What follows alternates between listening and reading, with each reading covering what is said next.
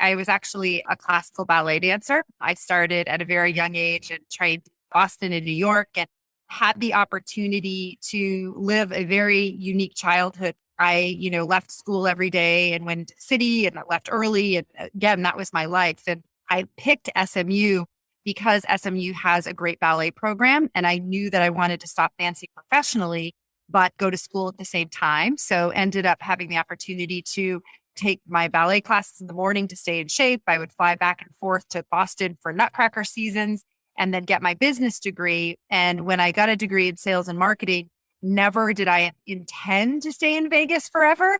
I moved here the year I graduated. And I honestly, the thought was that I was going to stay at the Mirage for 1 year and then go off to grad school. And I've just, again, never left the company. So, but that's how life happens. Right. You've had a variety of different positions in your 23-year career. You look at your resume, there's a lot on there. Where do you feel you've been able to create the most impact? My biggest pride in my career is, first of all, been with the same company in those 23 years and just had opportunities to move and change at the right time. And I would say my impact is I love whether it's myself or anyone that's on my team, watching them get to the next level.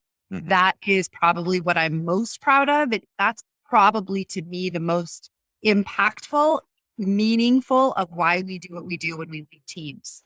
It is. There's almost like a sugar high, right? When you can help somebody else achieve it. If we only can control ourselves, we can inspire others. So when they get to that level, we're like, right on, right on. Yep. Okay. So a lot of our listeners tend to be leaders. Mm-hmm. What would you say the biggest technique you use to managing and leading a big organization? Like, I'm thinking you lead the person that runs Mandalay Bay. You lead the person that runs Bellagio. These are huge organizations just in themselves. Yeah. So what advice would you give to someone that's leading an organization that's leading other leaders?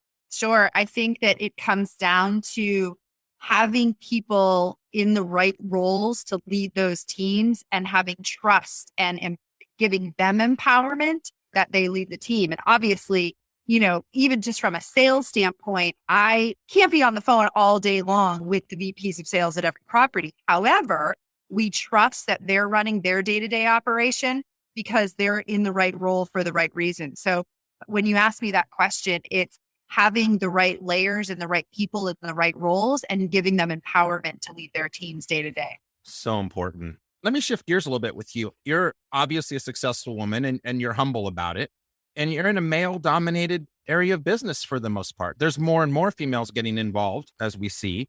How has this been an asset to you during your career and something that's given you a different perspective and position to look at this whole situation? Yeah.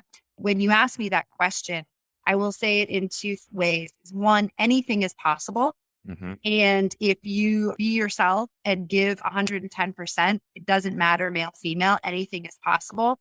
And I think that, again, the thing that from a female, it is a different perspective, right? I do say that you can sit around a boardroom table and a male and a female can say the same thing with the same tone. It sometimes comes across differently from a female than it does a male. And whether that is right or wrong, it is true. Sure. And what I like to say is I'm a big believer in your brand. I try really hard to work on my brand every single day. And I ask my team to do the same thing, to really be intentional on how you say things, what you say, and that you can still be assertive, you can still be direct, you can still be professional, but as a female, to do it in a respectful, kind way, you have to think through those things. Again, not right or wrong, but true, that you have to be intentional on how you are perceived, both at the boardroom table or in customer interactions or with your team, and be relatable that you can do it, that you are the best and the brightest and the smartest, again, but intentional on how you represent that brand.